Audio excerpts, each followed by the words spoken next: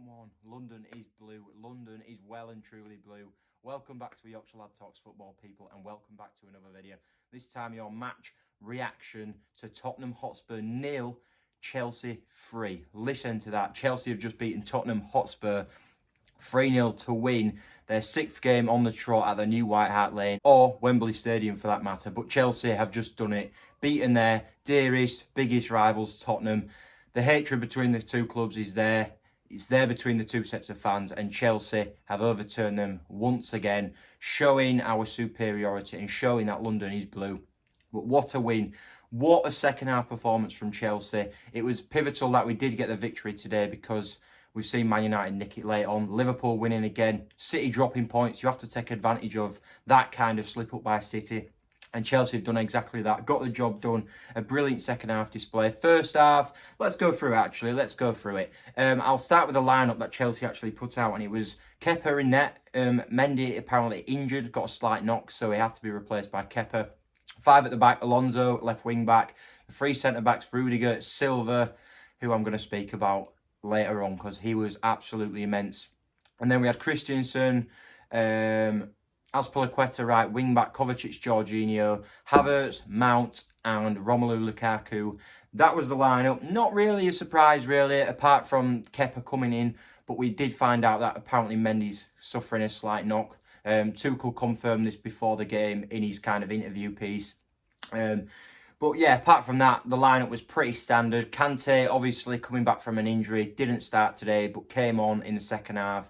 And I'm going to speak about him because he made such an impact when he came on at half-time to replace, I think it was Mason Mount, wasn't it? Yeah, let's go through the first half. The first half was a bit poor by Chelsea. Spurs looked to have tactically outfought Chelsea, possibly, or certainly Nuno's been working on trying to get the better of us. Obviously, we play 5 at the back, quite compact at the back and hard to break down. But Spurs put 3 strikers kind of on the 3 centre-backs, and it made it really difficult. And Kane kept dragging the defence out and pulling them apart. Coming like as a false 9 kind of 10 cam kind of role. Kane kept pulling the defence out from the back line. And it created a bit of instability. Spurs had a couple of good chances. Son thought he was in on goal, but Kepa smothered him. And apart from that, Chelsea didn't really create much themselves.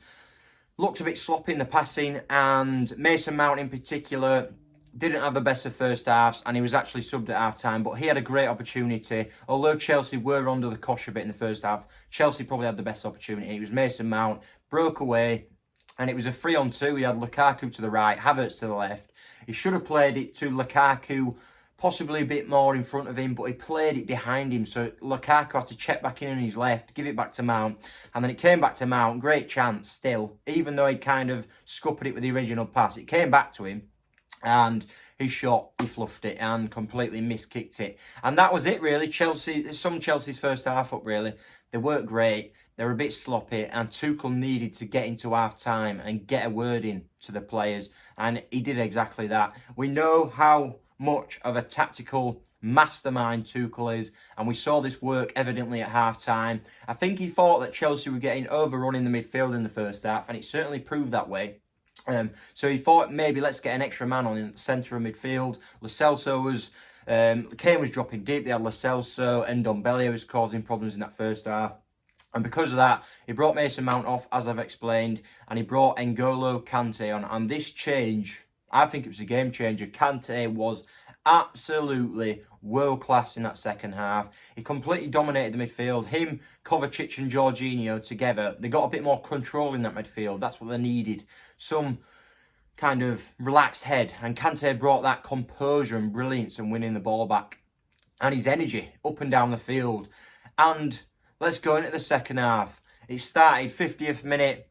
Chelsea came out of the blocks firing with Kante looking threatening, as well as the forward line. It was Havertz and Lukaku in the second half up top by themselves, but they had the 3 midfielders behind them.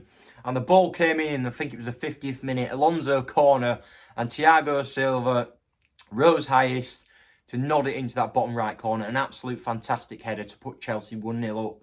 Chelsea then doubled their lead not too long after, and it was the main man, N'Golo Kante. A lucky deflection, you should say, but He still took the shot on, and you have to shoot. You do have to shoot. If you don't shoot, you don't score. Simple as. And Kante shot from about 25 yards out, took a wicked deflection, wrong-footed Lloris, hit the post and trickled over the line. And the away end, oh my God, I do wish I was there. It looked incredible, and the scenes in that away end, the limbs. It went into raptures.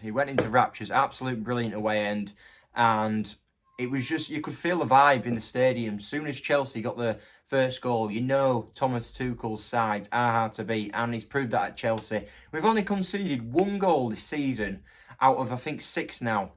It's an incredible record, and he's got us playing so well. And he's got us playing in a way where we are impossible to beat almost. And we've beat Spurs, Liverpool and Arsenal away. No, we didn't beat Liverpool. My bad. We beat Spurs and Arsenal away. London is blue. And we got a point against Liverpool with 10 men. It felt like a win. That's why I said it. But we're unbeaten. And we've played them 3 of our probably 3 bogey teams and 3 of the toughest places you can go in the league. So Kante made it 2 shortly after Silva's goal. And then the third goal, it was icing on the cake. Timo Werner came on, caused a lot of problems, could have had a couple himself, but it wasn't him who got the third. It was Mr. Antonio Rudiger, his German compatriot. Phenomenal. Great play by Werner on the right, pulls it back. Rudiger's there, chilling in the box, and he buries it. Right-footed shot. It was a finish that we probably wish we'd seen with Werner earlier on in the game. He was clinical, dispatched it, bottom corner, drilled it in the far corner.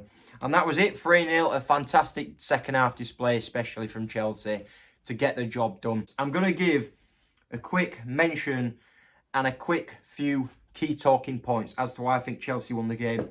But the first one is Thiago Silva. The man was world class. To say he's 37, the experience, the composure. Chelsea were under the cosh a bit in the first half, and his experience and brilliance at the back allowed us to see that spell out and come through it with flying colours. He was immense, putting his body on the line, getting in front of the ball on many occasions, beating Harry Kane, bullying Harry Kane at points. Thiago Silva was incredible, and he topped it off with his goal in the second half. Great header. N'Golo Kante I'm also going to mention, but before I do mention Kante, I need to speak about Thomas Tuchel. His adaptability in being able to change the game, literally because of his tactical nous and expertise. At half-time, he probably went in there thinking Spurs, they're on top of here.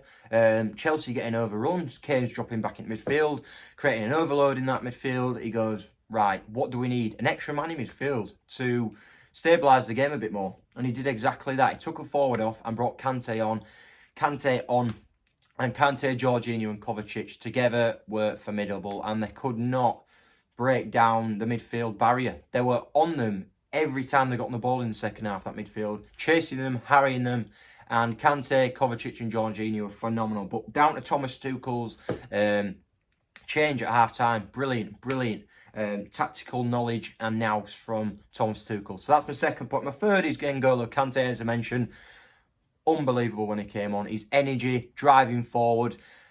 Some people may have thought Mason Mount taking an attacker off and bringing more of a defensive-minded player on might have kind of created instability going forward and created a lack of flow in the attacking third. But in fact, Kante added to that. Mount didn't have the best of first halves, rightly substituted, and Kante was there to create that stability in the midfield, but he broke forward, and he was probably our driving, leading force going forward, and he got a goal. So N'Golo Kante, fantastic.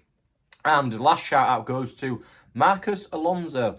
He comes under a lot of stick sometimes for Chelsea. Oh, he's a bit slow, blah, blah, blah. Chilwell needs to get back in that lineup. I do hope Chilwell does get back in that lineup eventually. But you have to give credit where it's due. And Marcus Alonso today was phenomenal. Up and down that left-hand side. A great outlet for Chelsea to look to. Brilliant in defensive areas as well, Marcus Alonso today. Something we probably don't associate with Marcus Alonso as much. But he was phenomenal defensively and attacking wise today. So Marcus Alonso deserves a mention. But overall, what a display, second half display from Chelsea. Got the 3-0 win. London is blue, and Chelsea, keep up this form, I think the title may just come to West London. Yeah, I hope you enjoyed the video, people. If you are new to the channel, please subscribe and drop a like also, and up the chills.